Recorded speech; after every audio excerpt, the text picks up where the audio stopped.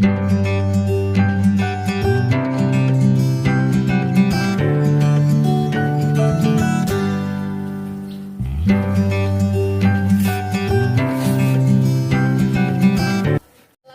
warahmatullahi wabarakatuh. Perkenalkan, saya Khairat Wardah, mahasiswa PPG Daljab Angkatan 3 Universitas Maritim Raja Ali Haji. Saya mengajar di SMA Negeri 3 Teluk Meranti, Kabupaten Pelalawan, Provinsi Riau. Video ini berisikan tentang tugas saya LK 1.2 eksplorasi penyebab masalah. Selamat menyaksikan.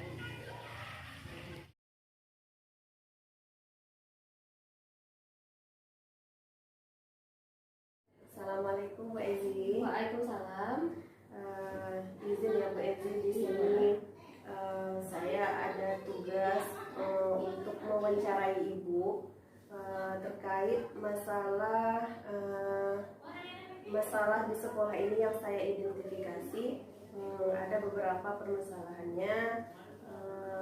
Mungkin Ibu Ezi nanti bisa memberikan penyebabnya dari masalah yang saya identifikasi ini dan sarannya nantinya ya Bu.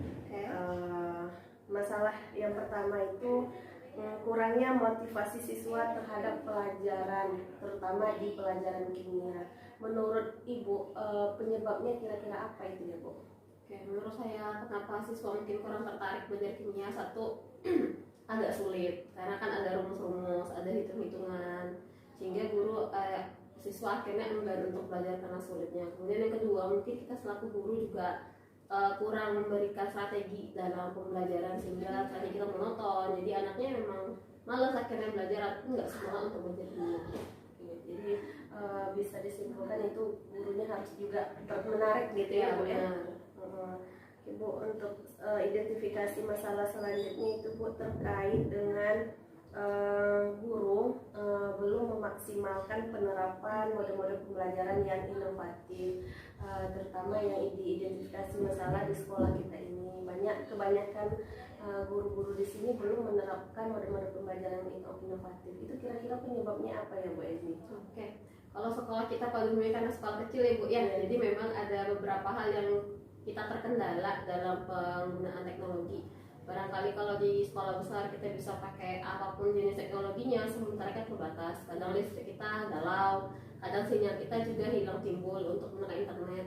Jadi kita perlu penyelesaian dalam penerapan inovasi pembelajarannya. Mungkin berbasis yang kontekstual, tapi tidak perlu menggunakan semua teknologi.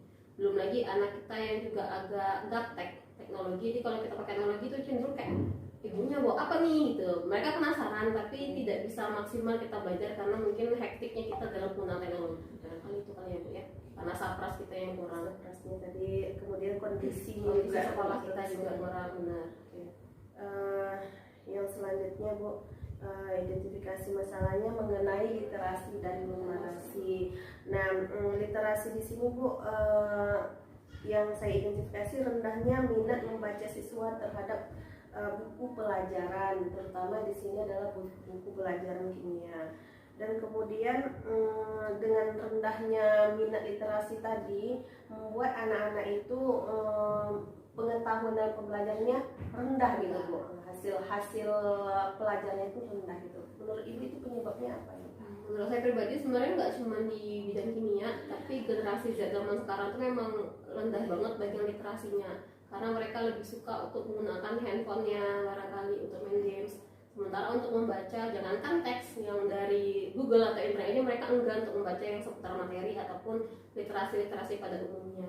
Jadi ya memang agak kesulitan karena memang udah candu sama gadget tadi, sehingga yang baca-baca buku itu enggan. Apalagi kalau misalnya ini kimia untuk apa nih Bu belajarnya ya, jadi kita perlu penyelesaian terhadap ini materinya untuk ini anak-anak, jadi mereka pun tertarik jadinya.